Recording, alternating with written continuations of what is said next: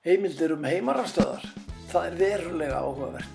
Ég heiti Þórður Bogason, fylgstu með. Þá er ég komin að Hraunkoti í Landbroti, þar sem heimarafstöð var reist 1954. Á heimasíðu Orkustofnunar er þetta 3,5 kW Francis túrbína, en í bókinni Din skógar kemur fram að þetta sé skrúfutúrbína 2 kW. Þessi heimarafstöð, eða vatnsaflsstöð eins og þær eru líka nefndar, var reist á vegum Eiríks Björnssonar í Svínadal og túrbínan var líka smíðuð af Eiríki. Samkvæmt heimildi Din skógar smíðaði Eiríkur 51 túrbínu og byggði álíka margar rafstöðvar. Eiríkur keypti lítið af járni til túrbínusmíði, heldur náði hann járn úr strönduðum togurum.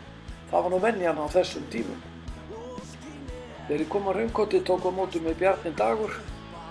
Hann skokkaði með mér þetta niður og sýndi mér aðstæður, hvar rafstöðin hefði verið til húsa. Enn einar stórkostlegar minjar heimarafstöð. Gaman að sjá. Fylgist með!